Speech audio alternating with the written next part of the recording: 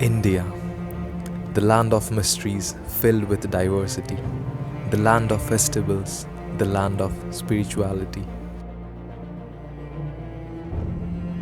But some of us might say, in such underdeveloped country where the poverty and illiteracy has grasped more than half of the population, is there any wisdom in staying here? Where people starve days after days, losing the hope to survive.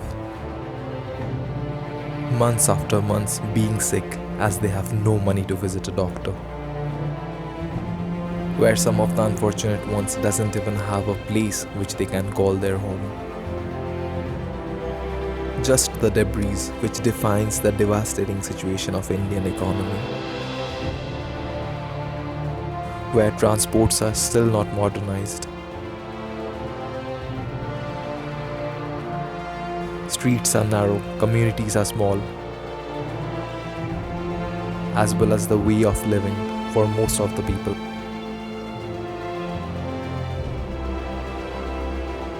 Where the people who are experts in their own work and constantly trying to give us the best service doesn't even get the respect they deserve. Where every individual wants hope in their lives, have dreams to fulfill, but without the guidance, they are lost. Without the path, they are stuck. But is this really the India we know? The country we Indians are so proud of? India is known for its mesmerizing architectural establishments. The establishments which still makes the world wonder about its beauty and craftsmanship of the people. We represent those people. We represent our heritage. We represent the cultural versatility. We represent our history.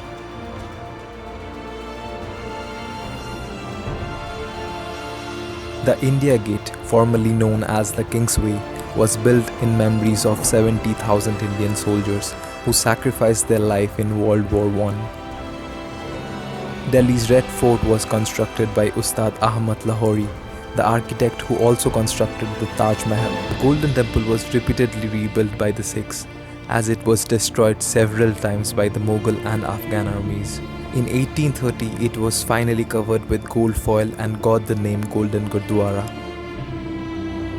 Ellora's Kailasha temple was carved through rocks in the middle of a mountain. And the surprising fact is, it was not curved by the sides, but from the top, and it ranges over 2 kilometers, with the top structure over the temple being 107 feet. This is our India, maybe a small part of the world, but has all the features to represent it.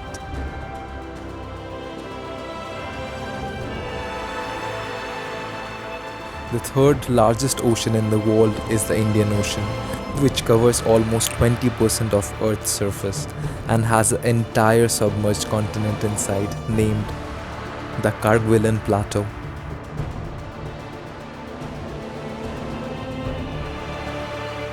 Close to 600 national parks and wildlife sanctuaries have been established till date, which covers almost 20% land of India, ensuring the safety of wildlife and creating a lot of job opportunities every year.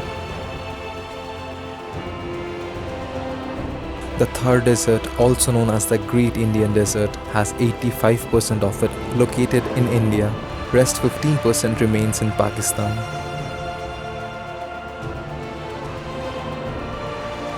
In India, there are total 16 most famous hill stations that always drag the attention of the mountain lovers from all over the world.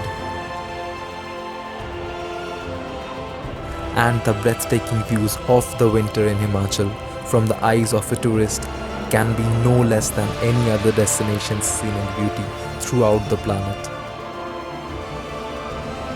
And not only the place, but the heartwarming people makes the more difference.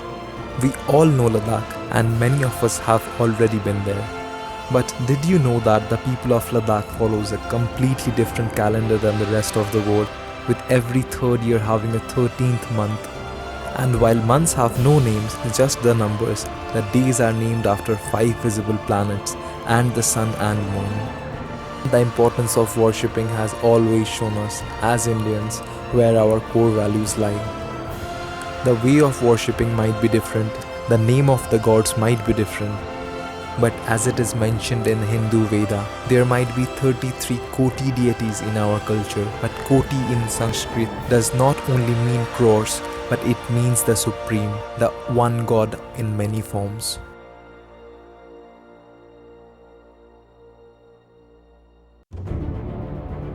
It is the value of our culture which makes us realize the importance of our country to us. It is our traditions which makes us unique. Traditions like worshipping the most holy river Ganga, being the second river in the world to get the respect of human rights by the High Court after New Zealand to prevent it from getting polluted.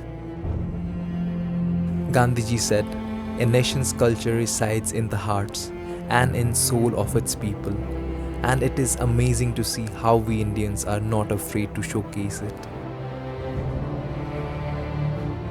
Art has always been an important part of our nation, where creativity has the courage to flaunt its own vivid imaginations. Imaginations that gives a lump of soil a structure, gives a life to it, and makes any ordinary thing look extraordinary. And in the world of Western influence, where traditions are changing with time, we still choose the classics to represent the most special day of our life. The Festival of Colors was first invented in our country with the belief that it is the day to end all past errors, end conflicts by meeting others. And in the birthplace of Lord Krishna, it is still celebrated for 5 days, welcoming the spring, welcoming a new year.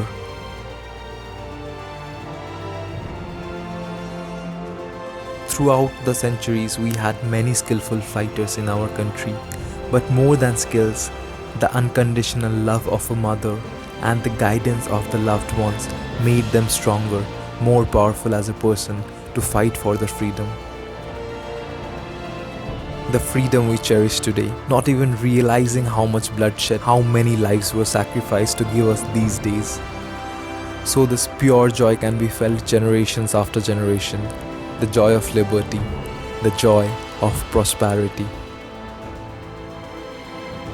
Agriculture has always been our wisest pursuit, because it might have looked a job for the lower class people, but has always contributed towards the real wealth and independent growth of India.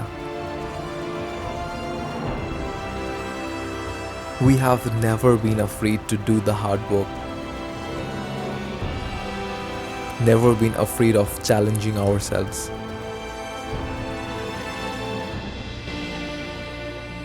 Because opportunities are handed over to only a lucky few, rest has to invent ways to make the best out of living. And there are always some people who might not have got the limelight, but their innovations are no less than others, nor even the talent.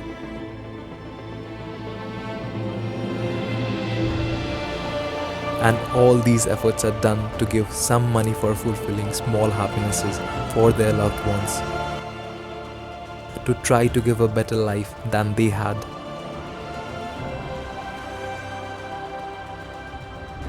So that their kids can do some things what they like, to have an identity of their own.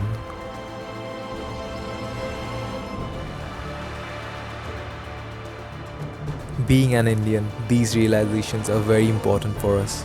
Important to realize the emotions, realizing the efforts that has been given to make us come so far.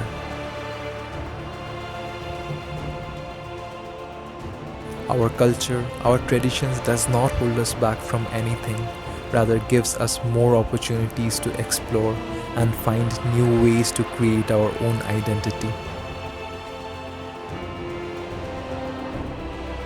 So look for your identity, what it actually means to be an Indian. India is a place where every religion resides equally, starting from the endless idols found in Hindu gods in corner of every street temples,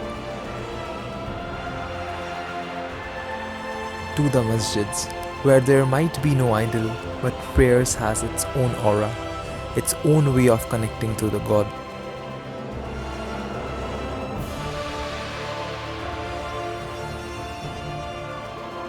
From the church, where the significance of the Holy Cross and belief of lighting the candles can show people a path of light.